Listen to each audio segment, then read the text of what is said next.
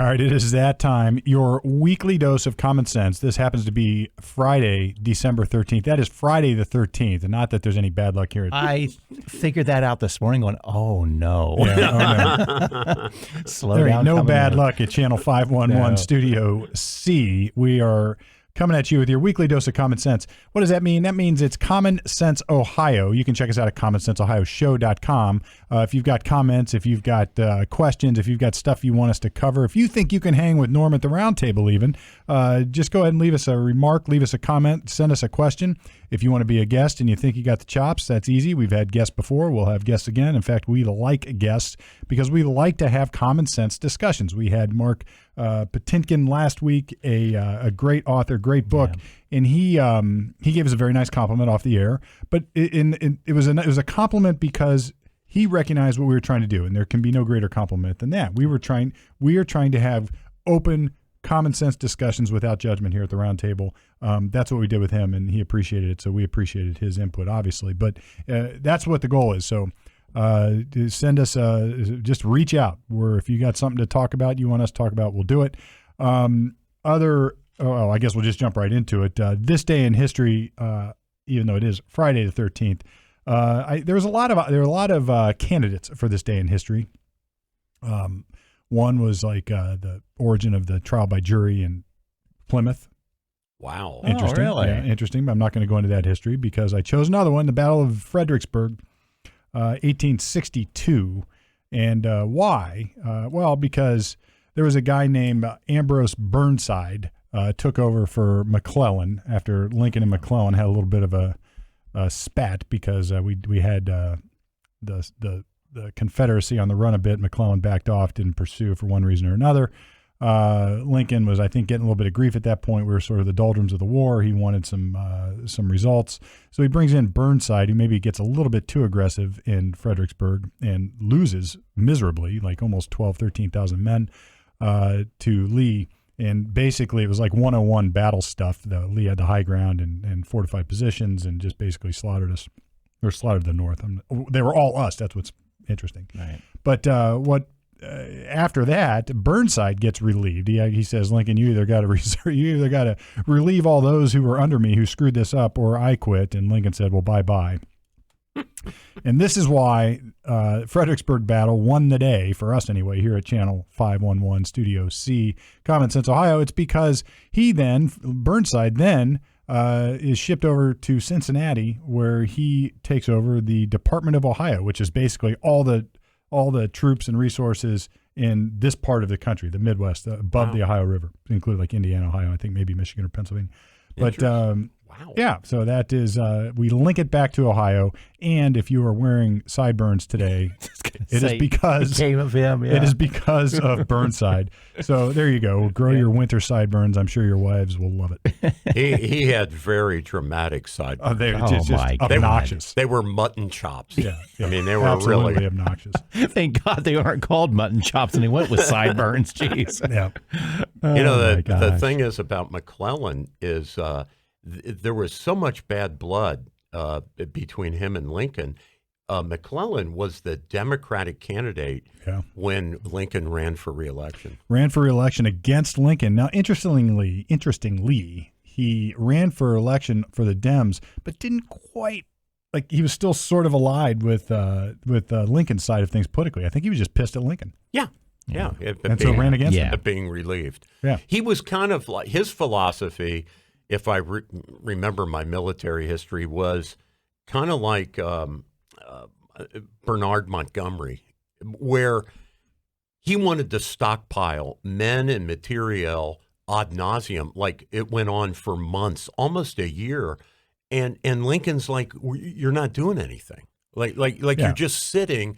And he's like, well, I don't have enough for a decisive victory. And I think in the Battle of Fredericksburg, he had amassed so much that by the time Burnside took over, the North had like a 2-to-1 advantage, and they still got their asses handed. Yeah, they got their, and there was some, I didn't go into detail about how they exactly lost, but there were some orders issued about creating bridges and some other structure to deal with I think, a mud mess. The battlefield was all muddy, and they needed to get across the river, and they couldn't do it. Yeah. And that didn't happen fast enough, and that's why Burnside later complains it was all the people under him. Yeah.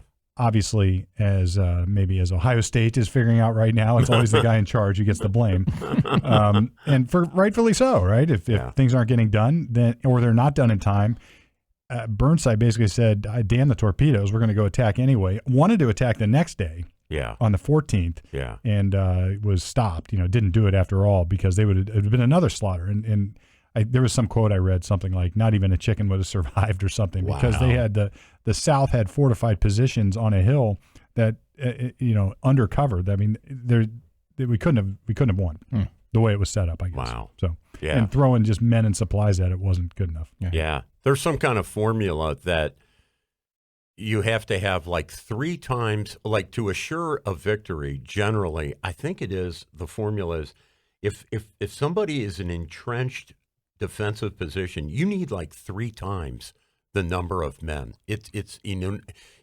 amazing how a defense can be so hardened if it's done right. When done correctly, done correctly. Yeah. And you're going to have to go up a hill or something, and it's just going to take a lot more offense than defense. Yeah, and without getting into too much, and without getting into the weeds of World War II history, this was one of the criticisms, or sort of the looking back criticisms, that the American philosophy was attack, no matter what. Hey, diddle up the middle. Just keep going, throwing men, throwing supplies, throwing resources at it. And maybe strategically it wasn't the wisest choice looking back on it. A lot of that in the Japanese theater with the U.S. Marine Corps, where they would just, like, hey guys, just, for bravura, like you're just going to charge up a hill. And it's like, why do that? Why not go around and flank them? No, right up the middle. Yeah. And the Germans would say, the Germans sort of scoffed at the Americans at the time, I think, because they were saying, well, we could do better. Like, they have all these resources, all these men, all this equipment, all these supplies, all this fuel. Yeah. If we only had that, we're far better soldiers. Yeah. And maybe there's some of that's true, but some of it's based on necessity. We didn't need it, Steve, that's a good one, because I know we're getting off a little bit, but one of the best quotes after the Battle of Britain, the Germans lost to the British in the air war over London, and Goering asked his general of fighters, Adolf Galland, well, what the hell do you need to beat the British? And he said, give me Spitfires. Yeah, exactly. It's give me the good stuff. Well, and ironically, Japan said the opposite about the Americans. Like at Midway, the comment was something to the effect that these are brave men. We're lucky they don't have our planes. Yeah, right. Yeah. Or we're lucky their planes are crappy. Absolutely. So anyway, well, we digress. Good stuff, though. Into the news we go. News with Norm, both national, world, and Ohio news. What do we got today? Well, a lot going on in Ohio, but first, a couple national things that I think, we should dispense with. The whole topic of immigration and the Trump immigration policies coming in with what they're calling the border czar, Tom Homan. And then the other big thing that I think is super hot are the Biden pardons yesterday, 1,500 clemency pardons. Most of them, from what I understand, were at-home jailed people that during COVID, they kind of didn't want, to avoid the spread of COVID. The idea was, let's not pack the prisons. So a lot of people were sentenced to home confinement. Yep. And apparently these 1,500 are mainly those kinds of people where whatever process Biden set up, he's like pardoning those. I think, which is fine. I think he's setting up, though, some additional pardons of his own family members besides Hunter, like his brother, who was involved in that bribery, structure that Hunter set up. And Liz Cheney and Adam Kinzinger, 2 Republicans that were on the January 6th committee, where they destroyed the records of that committee. And that's against, you can't do that. That's against the National Archives laws, where so the incoming people like Jim Jordan that want to look at J6 records, they can't look at it. They're gone. That kind of crap, infection sort of thrives in the darkness. And when you start destroying documents, hiding your government conduct, I mean, these people, they really do think they're above the law. And now they realize that there's a regime change. They're not so quite above the law. Yeah. And somebody's going to come back and look. So Biden's covering the backside. Look, I'm not saying Cheney. I'm not saying anybody did anything wrong. All I'm saying is it stinks when people start destroying records in the government. Yeah. It stinks. And you would think if J6... It's like the missing Nixon tapes, you know. Well, you would think if that committee felt like it had a solid position, that they would preserve all those records. That's right. All the interviews. Like, why would they... unless they knew it was bullshit. Yeah, and the excuse, which I don't think they've said, that, well, we didn't know better. That's not an excuse. Oh, come on. Yeah, look, I've not heard that, but I'm just saying if they default to that, that's not a reason. Well, like Hillary's excuse. Well, I didn't know. Yeah. I heard Bill talking about possibly pardoning Hillary. Yes. So did you watch this interview? Yes. And like, Fauci's well, another one. She didn't do anything wrong anyway, and he's, and blah, blah, blah, blah, blah. But it might be nice if she were pardoned. Preemptive. Preemptive. Like, she didn't do anything wrong. Look, I don't know what was on the mystery email server. I do know that it was the subject of some investigation and she destroyed the evidence. So look, that is something wrong. That is something 30,000 emails, they say it was. That is something wrong. Yeah. And he says, well, they've deemed none of those to be classified, which sort of demands the next question. How do you know if they're destroyed? Right. Yeah. Yeah. And so it's like, I don't... How do you know, Bill, if they're destroyed? How do we know that they weren't So look, and again, I'm not saying they were. I'm not saying they weren't. I'm just saying when you start destroying things, it reeks. It's got the appearance of impropriety, as we say in the law, and that's why in Ohio, for instance, tampering with evidence means destroying evidence that you know or likely would be focus of an investigation. So, right. If you've got a gun that was used in a crime and you throw it away and you know that the police are investigating the crime, even if you didn't commit the crime, that's tampering with evidence. And that's in Ohio, that's a felony. The third degree carries a maximum possible sentence of 5 years. It's got some teeth. It's got some teeth, yeah. Like Luigi Mangione, the guy who assassinated the UnitedHealthcare guy. So if he chucked his pistol in the lake at Central Park. That's right. Yeah. Here's a great story. I'll tell a war story. Since I'm a criminal defense lawyer, I represented a guy charged with murder. It was a self-defense case. He was surrounded by 3 guys at a bar. And the guys had tire irons and chains, whatever else you might grab out of the trunk of your car. And my guy had a little tiny pocket knife about 2 inches long. So a fight ensues. My client is, let's just say he grew up on a rough part of town, knew how to take care of himself in a fight.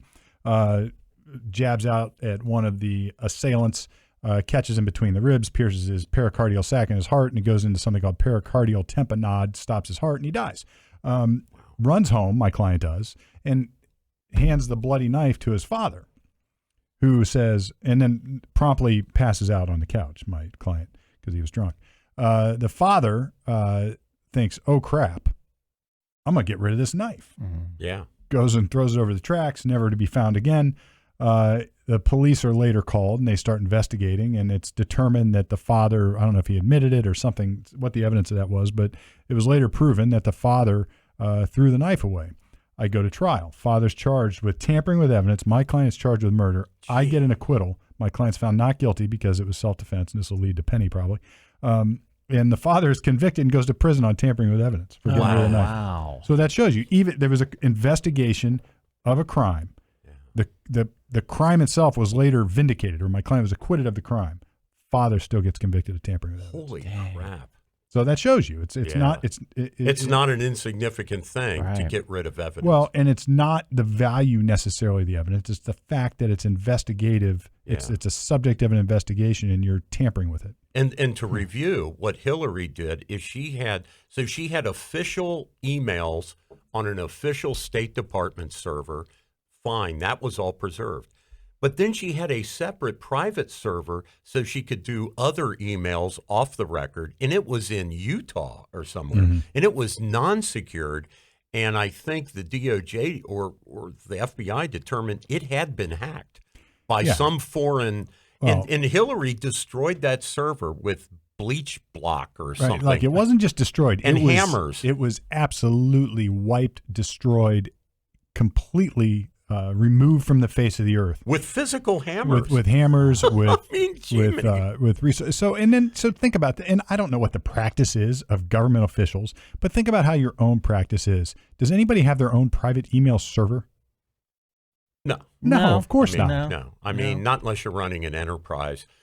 But the thing is about all that, when Trump came into office after defeating Hillary, knowing that she did all this, screaming lock her up and all the nonsense, he was magnanimous. He did not want his DOJ to prosecute her. He said no, right? So look, this is a very telling point that everybody has made this big stink about how they should go run because Trump is going to weaponize the DOJ. When he could have, he didn't. Yeah.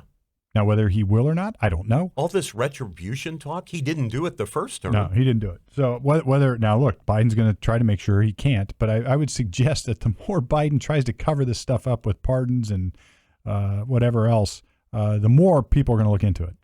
Well, you said something last week that by pardoning Hunter, for example, it takes away his ability to say, well, I'm not going to comment because I might incriminate myself. Yeah, right. He no longer has a Fifth Amendment privilege against self-incrimination, at least on these federal cases.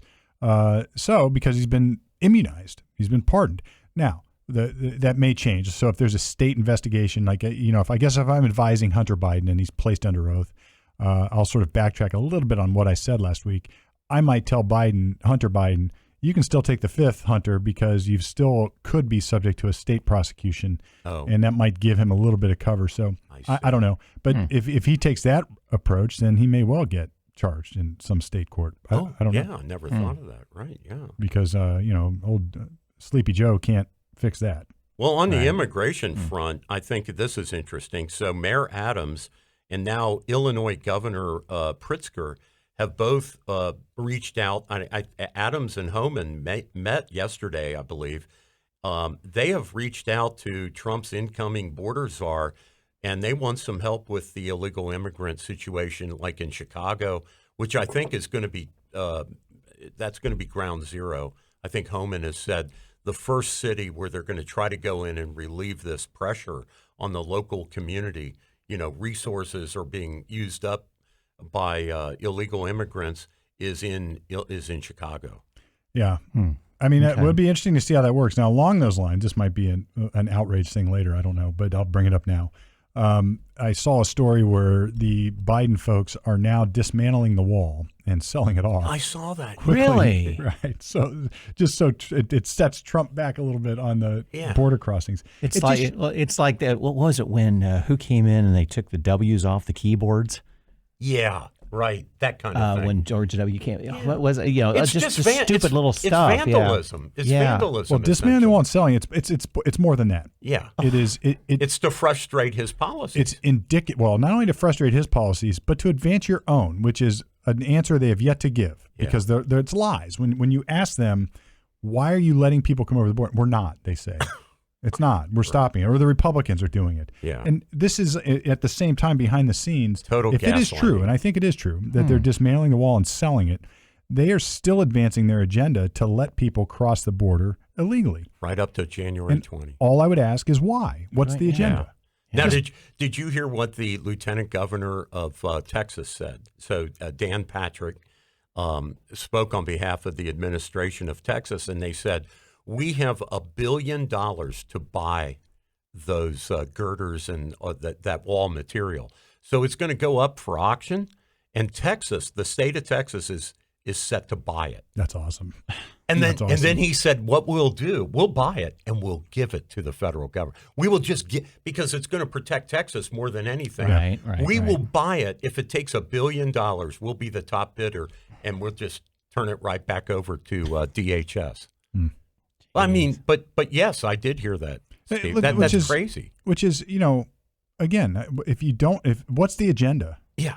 And if you can't tell us what the agenda is, what are you hiding? Exactly. It's sort of like the tampering. It's like, what are you hiding? What's the fear here by destroying records? And now that the election is well settled, the New York Times came out this week with a big story. Now, I mean, you got to love the timing. And they said that the influx of immigrants is the largest in U.S. history.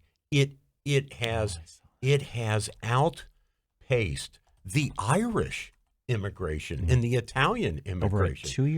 2 or 3 year period, wasn't it? I saw that as well. It's like, and the number was astounding. Yeah, it's jaw dropping, and you're just like, oh wow, thank you, New York Times. You're a little late to the party. Yeah. Now the American voters are getting the facts from America's supposedly leading newspaper. And it's like you're a little late to the party, guys. Yeah.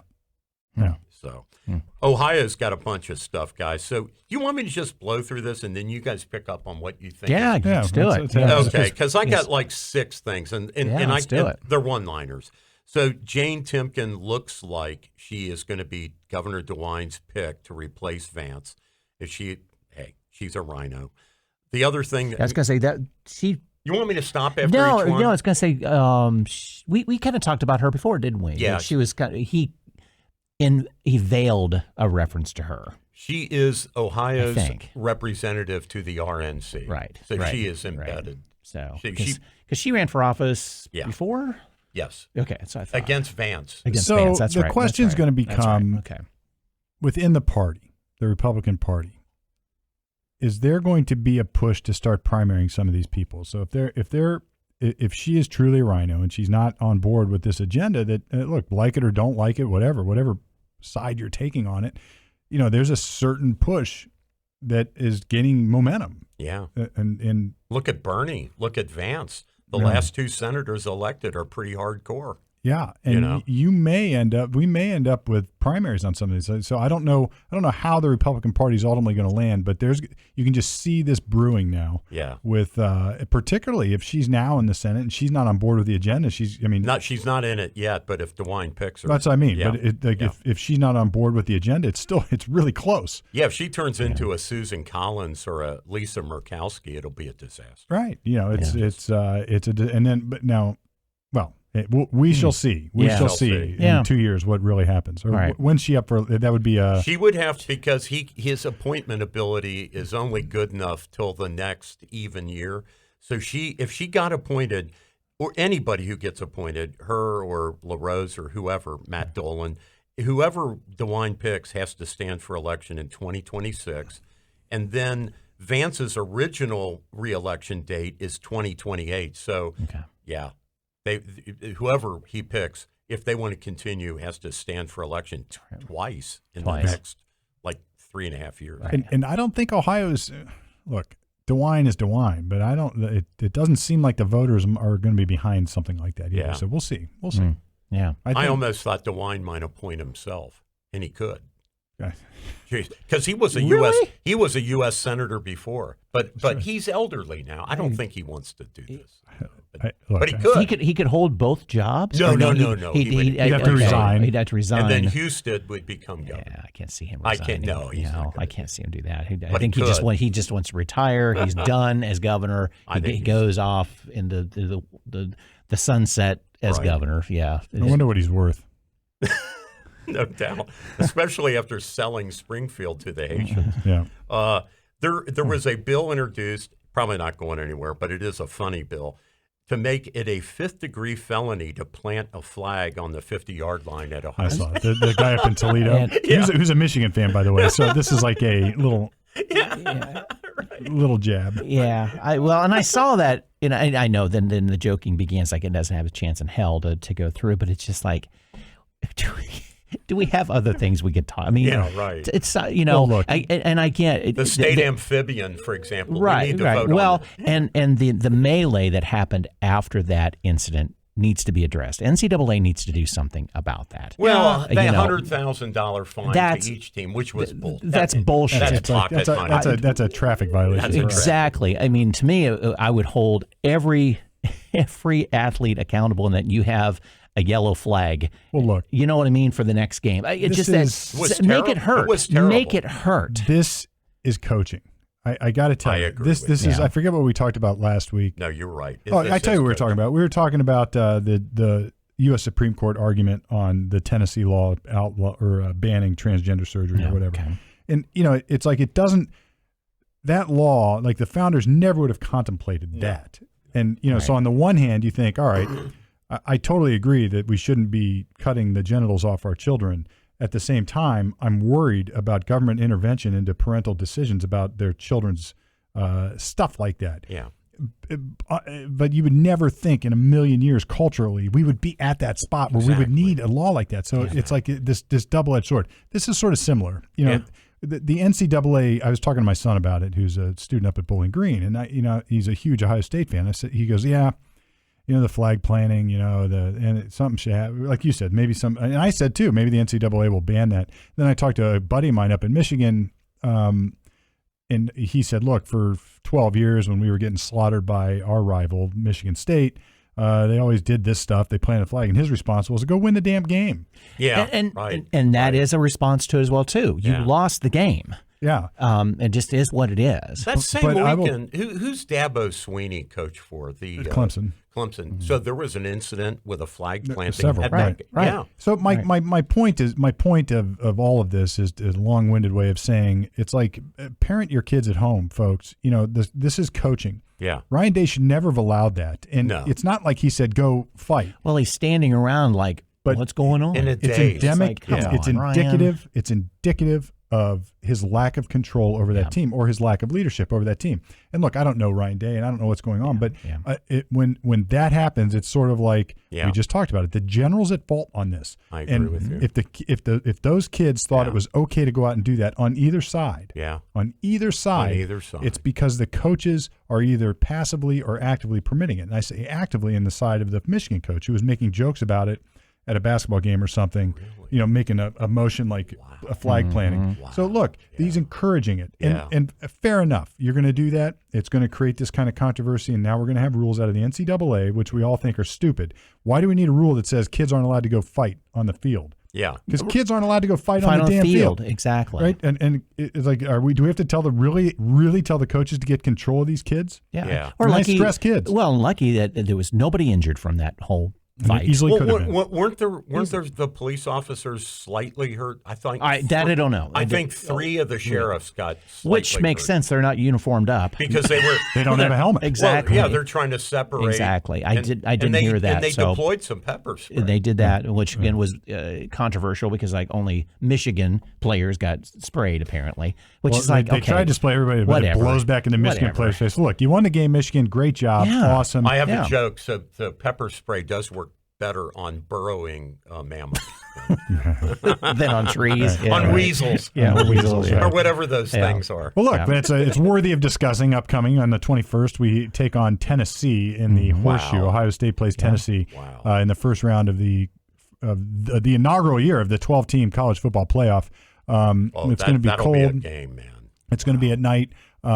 And I think for those, I've got friends in various parts of the country, and I get the same question as Ryan Day, what's going on down there? Yeah. And even earlier this year, and even last year, I was saying, look, Ryan Day is on the chopping blocks. I would think. And that was last year, and now he really is. And I don't even know if he survives if the team wins the national championship at this point.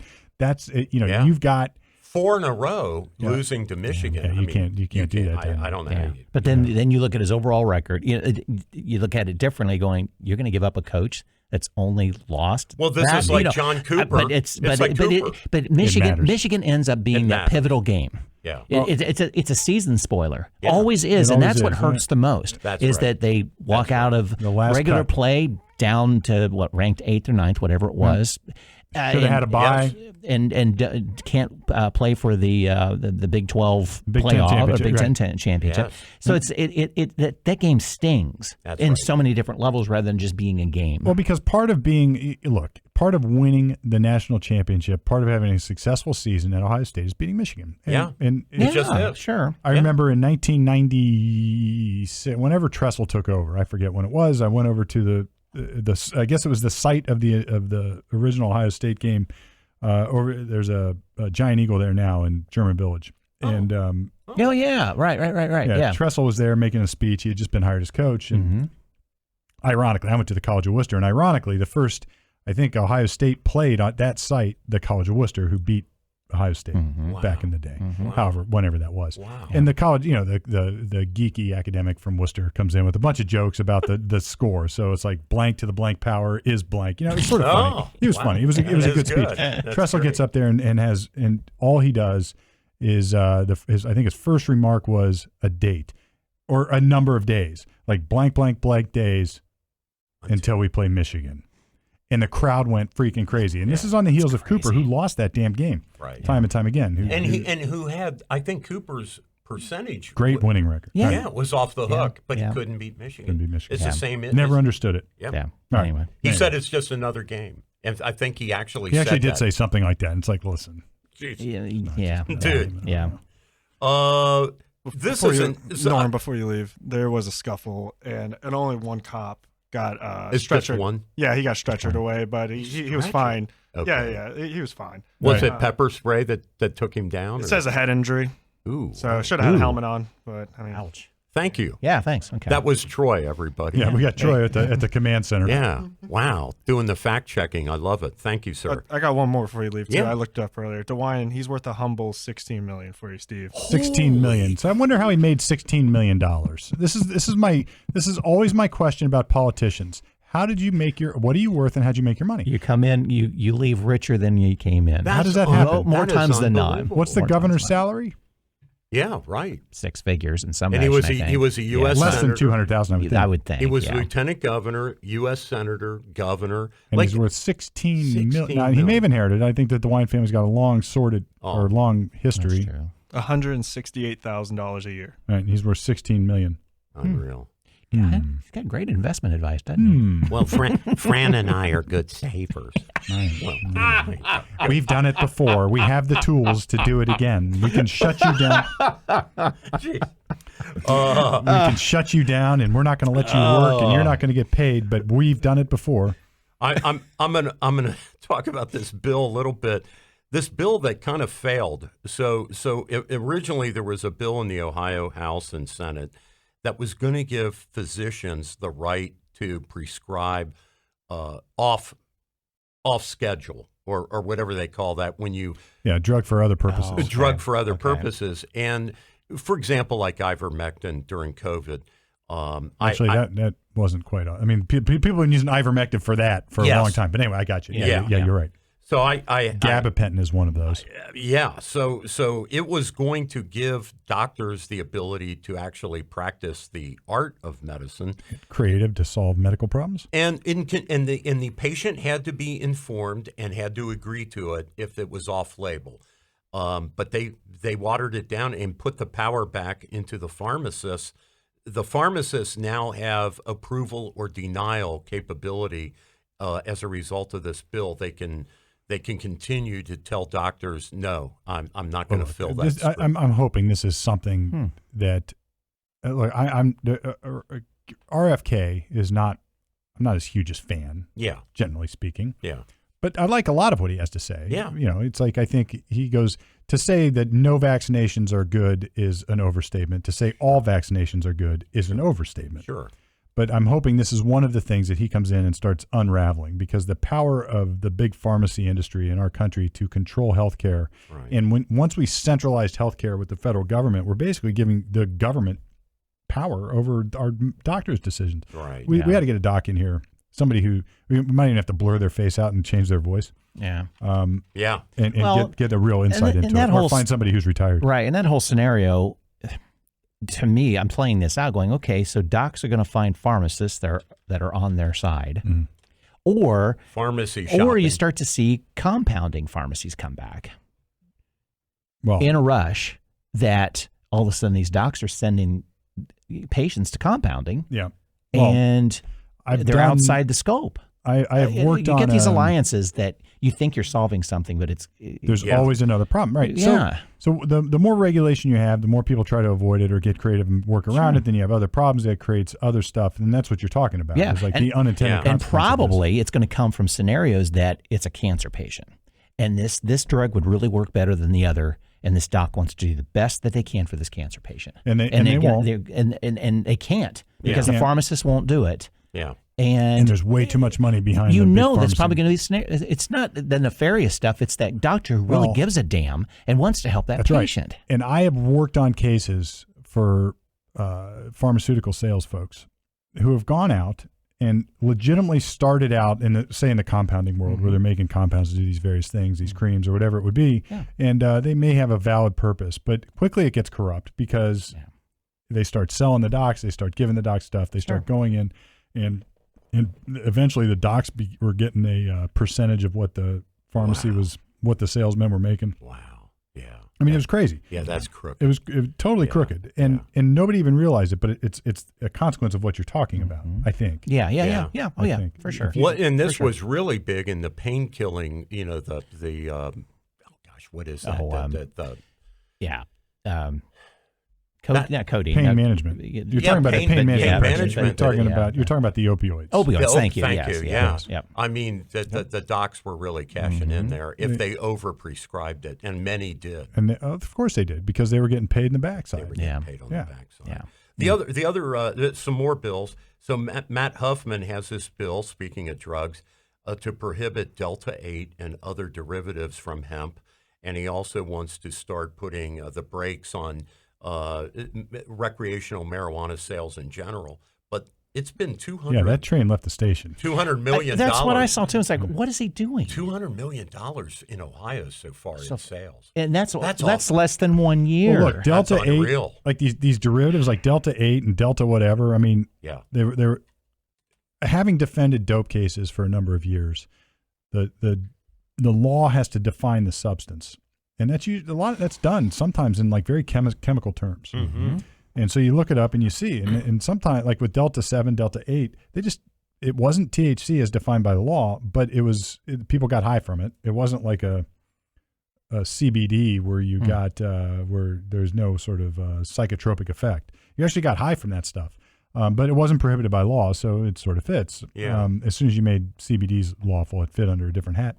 So, I don't know what this bill is targeted at doing, but maybe it's targeted at redefining what is regulated and what's not regulated. That'd be one thing. But if he thinks that he's going to stop recreational weed at this point, you missed the boat. Constitutional amendment. Right, you missed the boat. I mean, other than him just trying to refine.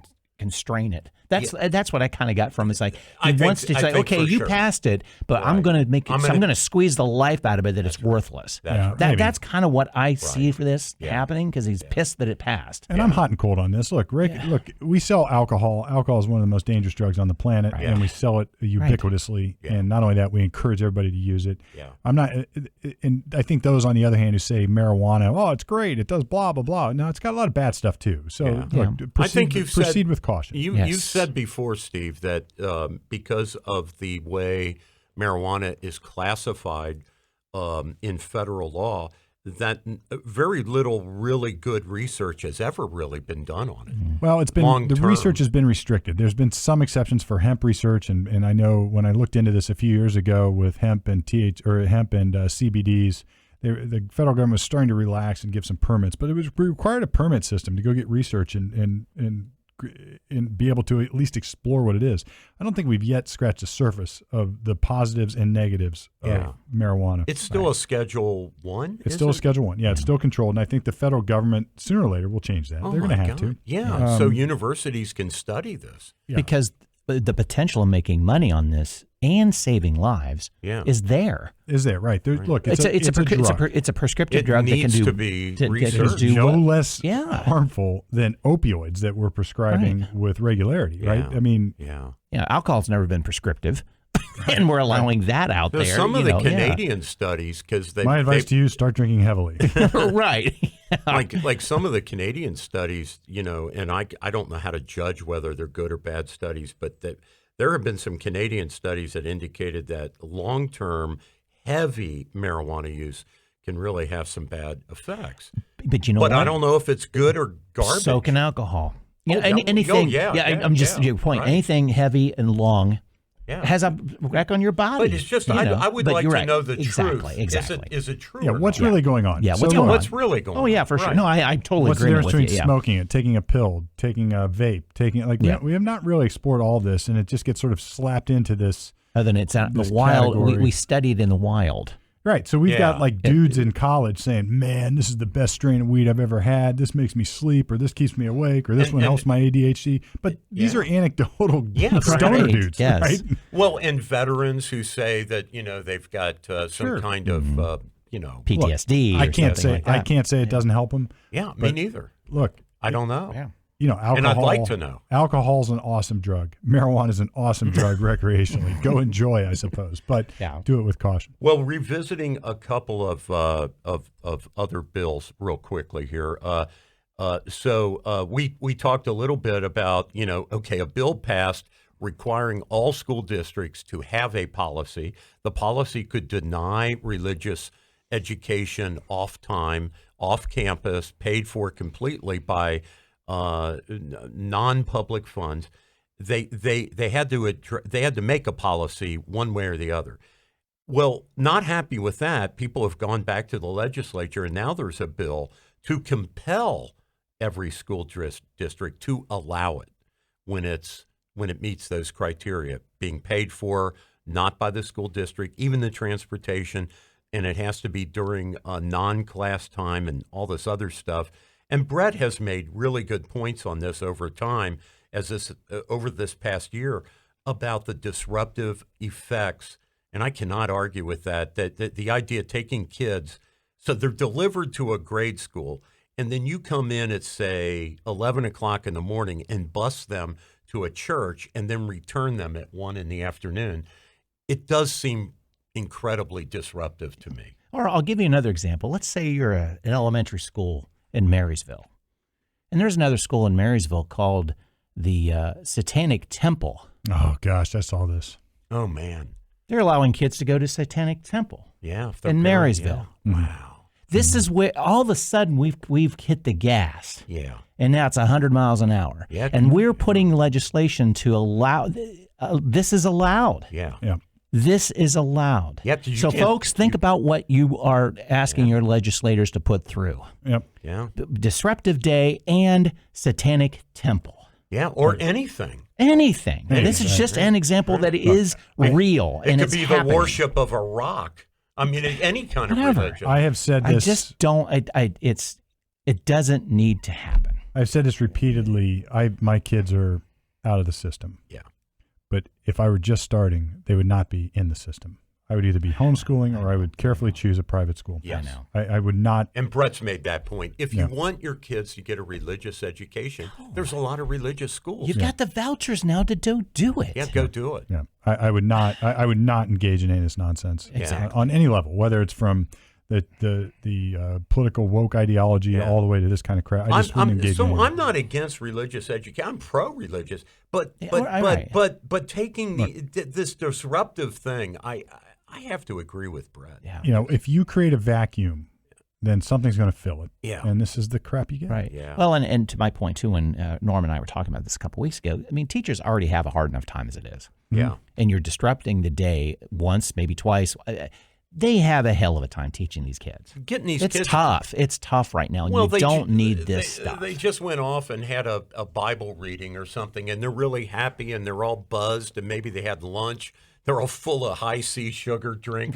And then you drop them back in the classroom, and the teacher's got to set the table again, basically. Yeah. I think it's too much. Yeah. All right. The final thing I have in the legislature is there is a bill to require parental notice of sex ed curriculum. You know, and I think parents definitely should know what's in the curriculum.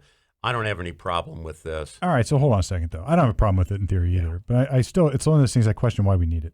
Like, if you're a parent at home. Because it's being hidden. And well, there we go. So it's either being hidden or it's not being hidden. So you could just say. People have an agenda at the school. There should never be any hidden educational curriculum at any public school. Right. And we already have those rules, yet here we need this. Right. It's so insane. Like, I knew what my kids were learning about sex education because I was teaching it.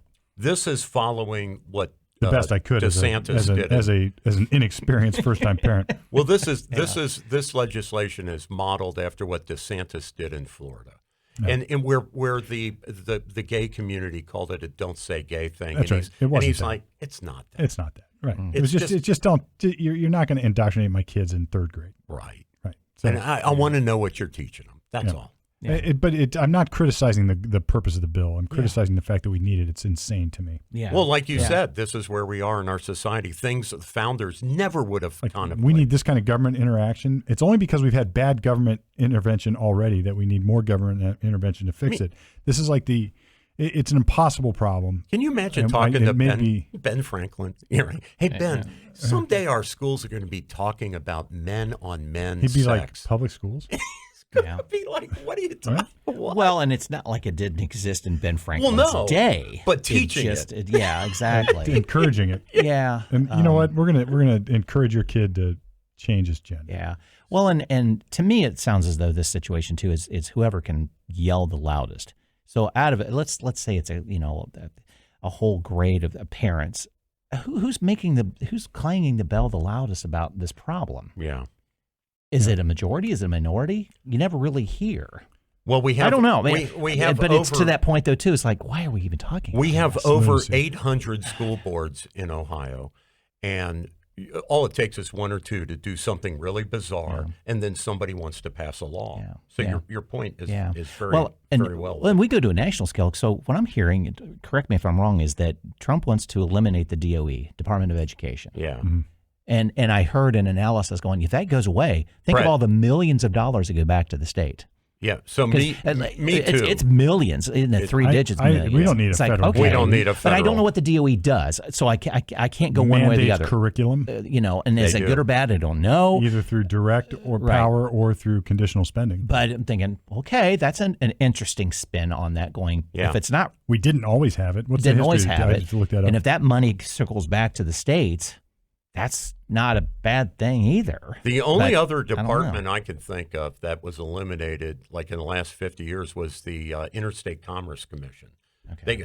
That was gotten rid of because we deregulated trucking. Oh, okay. We didn't need to do, you didn't have to write to the federal government, oh, I want to run my truck from Philadelphia to Atlanta, and then they would approve it back in D.C. It's like, what the hell kind of money grab is what that is. Jeez. Yeah. Oh, yeah. Wow. All right. So we got to shift gear. We got two more segments left. Before you switch here, Steve, sorry. Department of Education came around in 1980. And then for your money question, it's under Carter.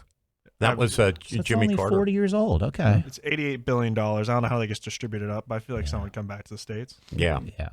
Or at least to me, my taxpayer pocket. Only the 80s. Okay. Right. That's interesting. All right. And Justice for All. We got a couple segments left. And Justice for All, we'd be remiss if we didn't talk about two big cases going on. One is the Penny case. Norm, you predicted an acquittal. Yeah. I predicted a hung jury. We were both right. Yeah. Because there were two charges. There were two charges, a hung jury on one and an acquittal on the other. Right. There's been, and at the same time this is going on. So here's I always like to draw these sort of parallels that maybe exist, maybe they don't. But at the same time, we've got this UnitedHealthcare executive essentially assassinated with a premeditated killing. Unreal. All right. The same people who are coming out in support, and I say support because that's what this is, of assassinating a CEO of a healthcare company. It's unreal. Are criticizing the verdict in the Penny case. Yeah. Like how do we square this? So Right. we've got a guy who the worst case scenario for the Penny case is he just went too far. Yeah. That's the worst case scenario. Right. Now the jury disagreed. They said he acted reasonably within the bounds of self-defense. Right. But like the only argument against Penny is that, all right, you probably should have stopped sooner. You didn't need to go this far, and you made a mistake. Yeah. But everybody still should agree and would agree that he was trying to protect everybody else on that train. His intentions. His intentions were not to. He did not set out to kill somebody. Right. He did not set out that day to kill somebody. Right. Who's this other Luigi? What's his name? Luigi Mangione or something like that? Yeah, Mangione, like the trumpeter guy. Yeah. He not only set out to kill somebody, he carefully and craftily planned to kill somebody. Wrote a manifesto. This is the worst kind of murder we have. Yeah. Why do people write these manifestos? Because they're lunatics. I don't understand, because it's just it's the game plan. They're going to jail with the manifesto. It reflects the self-righteous ideology upon which they rely. Well, his hero is Ted Kaczynski, the Unabomber. Right. These are lunatics. He modeled his manifesto. This is a murder. After that, this is the kind of murder that in law school. So in law school, we learn murder is taking one human life of another with malice aforethought in the absence of mitigation, justification, or excuse. That's the common law definition of murder. And this is the worst kind. The worst kind of murder is lying in wait. In other words, a careful, crafty plan. Yes. To kill somebody in advance In the back. And that's what he did. Yeah. This is the worst kind of murder. The worst kind. Now, I bring the common law definition up because it is premised upon this idea of natural law. This is like Western law. Western civilization is premised upon this notion of essentially Judeo-Christian values. Yeah. Even beyond that, if you want to go back to sort of Greco-Roman values. Thou shalt not kill. Right. So this idea that you can't do this, that you can't kill in this scenario is so deeply ingrained in our philosophy. Right. Yet we're in a societal position now where people think it's okay. Yeah. It is astounding to me. It reflects an absolute rejection of all morality. I mean, and if you think, look, we've seen this before, and it comes in the form of like Stalin. Yeah. Right? So the ends justify the means. That's what this is. We can kill somebody in cold blood and lying in wait with careful, calculated planning because, we think healthcare is bad. Well, and it probably wasn't as in open, but when the shot was taken at Trump, people Same are going, Same thing. which Same is thing. so sick. And there were plenty of people did it open, and a lot of tweets were deleted quickly. During those days. Yes, sir. You're right. And a plug for you, if you really want to break down that Daniel Penny charge dismissal. We got Lawyer Talk Off the Record coming up on Monday, December 16th.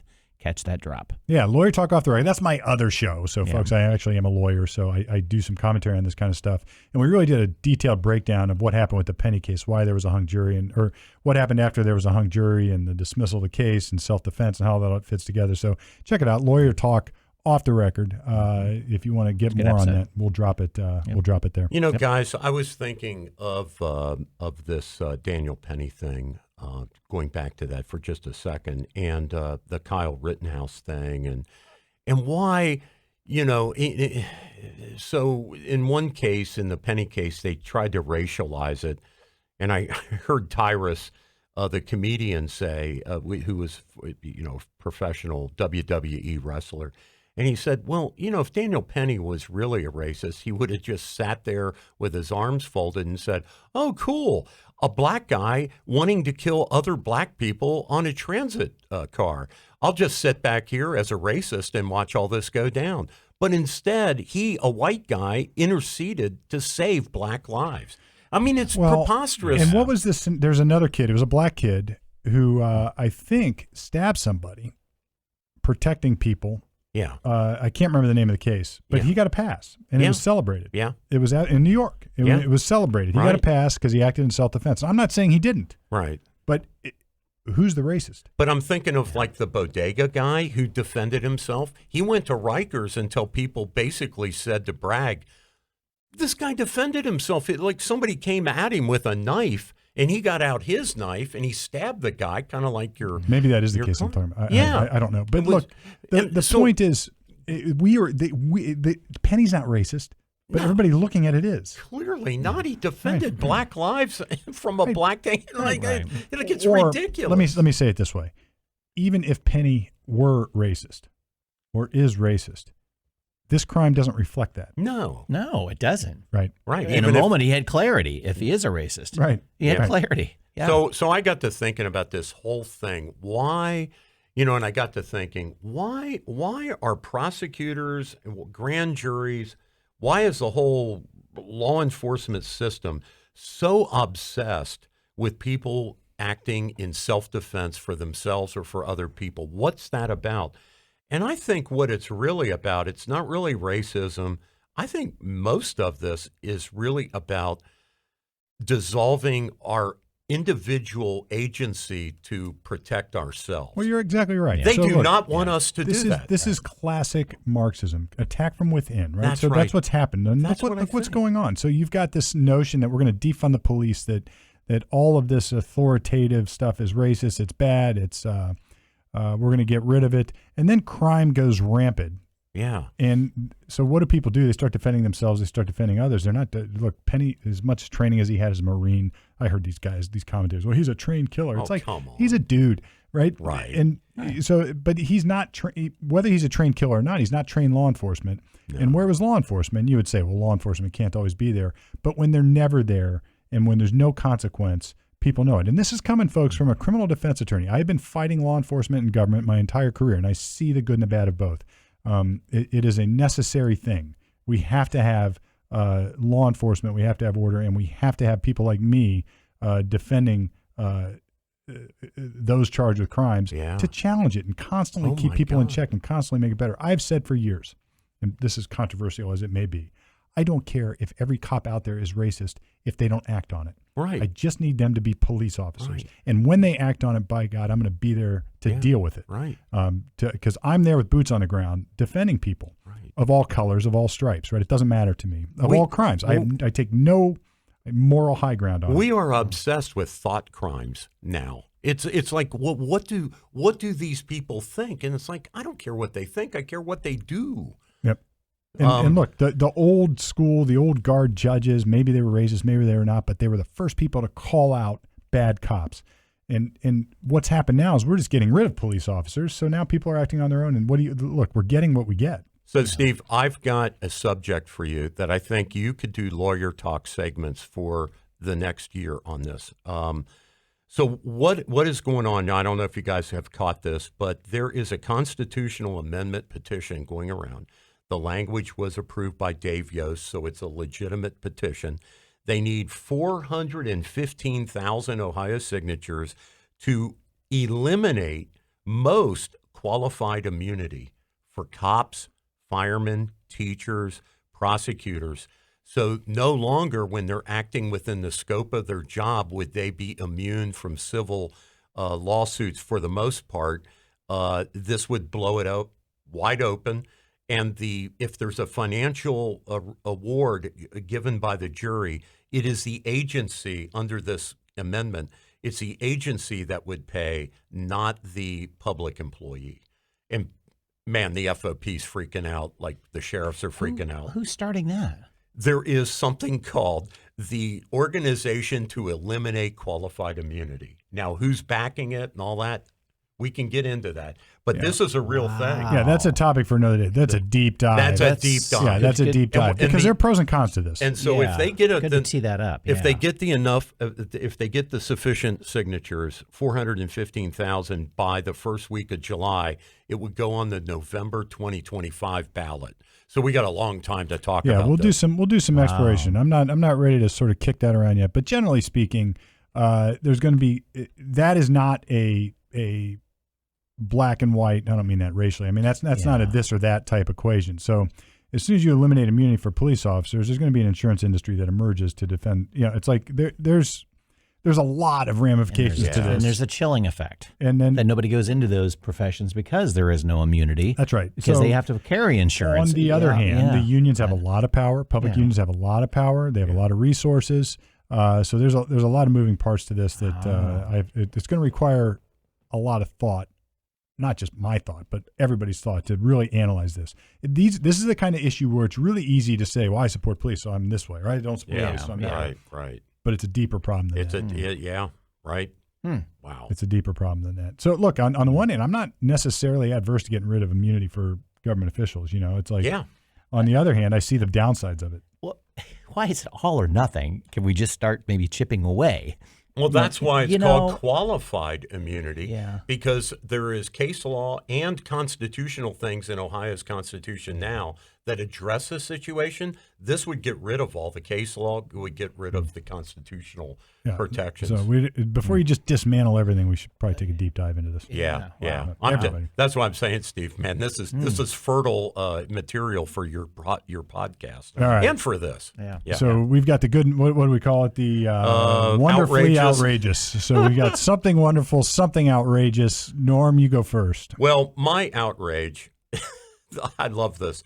So this nominee for Secretary of Defense, Pete Hegseth, he claimed, I guess, in his CV that he was accepted into West Point, chose not to go. West Point, the U.S. Military Academy, put out a press release and said he was never accepted into West Point. And Pete, God bless him, he kept his acceptance letter from high school and rolled that baby out. And he's like, who at West Point doesn't want me to be sec def? Like what's going on? What's right. going on here? You know, what military academy would just out on its own, just of its own volition, just bubble up a denial that this guy was ever accepted? It's unbelievable. Well, good for him. He had the paperwork still, That's but he just awesome. didn't put Isn't it that on. awesome? You know that. Thank goodness. Yeah. Thank goodness. Outrage. I go back to that Ohio elementary school for the Satanic Temple. That is outrageous. That's crazy. That actually, I don't. Not many stories really kind of bubbly burn me. Right. That one going, damn, this went south so fast. Yeah, so quick. Yeah. Anyway. Look, I find two things outrageous. And we've talked about both of them. The one is this support of an assassin Oh God. for any reason, and I don't care what political bent you are. If you support murder or justify that in any way, shape, or form, What is you're wrong nuts. with you? Look, if they can't prove the case for one reason or another, like the guy maybe isn't the right guy or whatever it is, fair enough. But that's not what's going on. People are, whether it's him or whether it's somebody else, they're almost saying, well, see, this is what happens. These people should be killed. I'm like, no, they shouldn't. Steve, on social media. Somebody's dad is not having Christmas 2 kids with his and a kids. wife. Yeah. Right. Somebody's husband is not there. For as evil as you think they are, you've eliminated something in that Right. family. You have taken that, everything he's got and everything he's going to have, as Clint Eastwood says. You know, it's like, I think he was 56 or he was that's fairly somebody's young guy. dad. Yeah. You know, that's somebody's husband. That's somebody who had an impact positively on others in the world. And you folks don't even know what that is because you don't care. Steve, on social media, it was, which I don't know if you have any time for that, but I maintain a couple of websites, so I see it whether I want or not.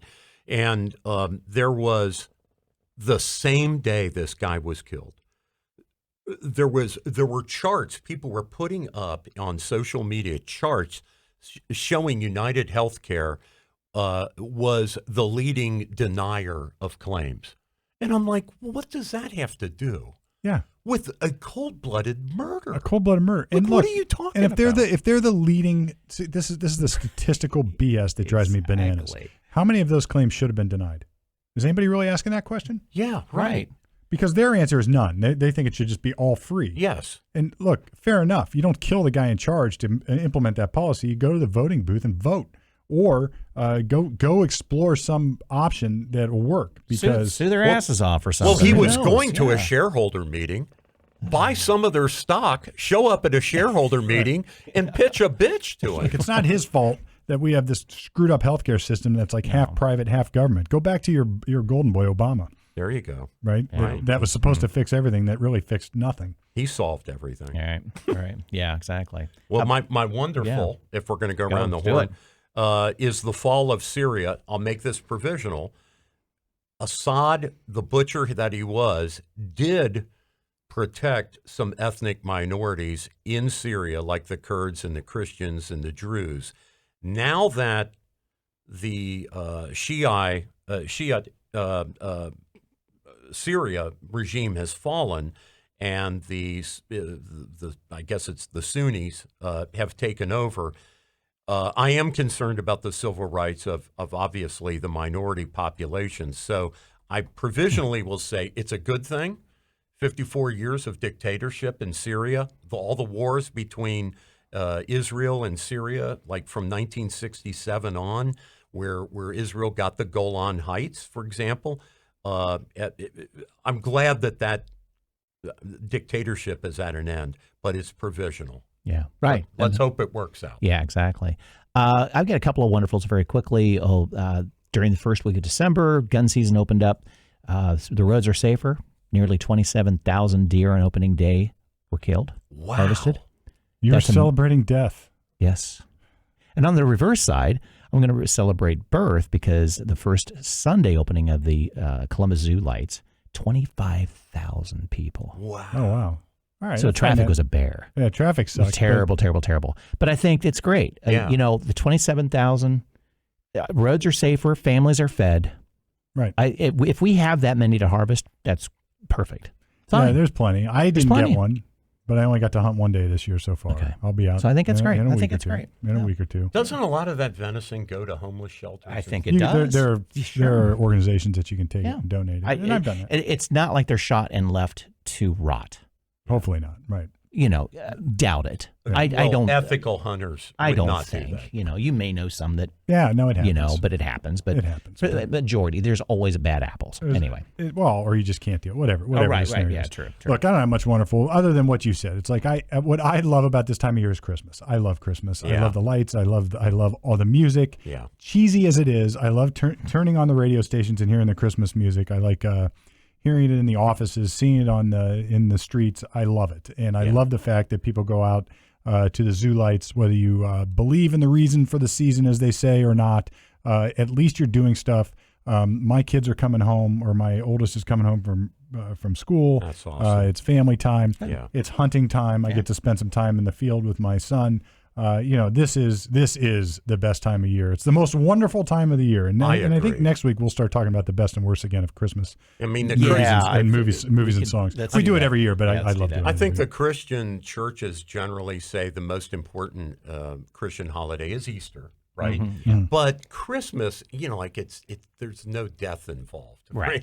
Right. I mean, it's truly, you can sort of just feel with your heart the joy, that, hey, Christ is born, and here come the three wise men. So. I'm not one of those. Okay, three wise guys. Wise guys. So look, this has been CommonSenseOhioShow.com this Friday the 13th, 2024, coming at you week in and week out. If you want to check the backlog, that's easy. You go to CommonSenseOhioShow.com, or you can check out the backlog wherever you get your podcasts. We are there. Norm's got us cooking on all the socials. We got reels, we got shorts, we got videos, we got audios. Yeah. We got it all. Book reviews now. We got guests. I've got a couple ideas coming. We got Troy at the board over there. We got Troy bringing in the facts.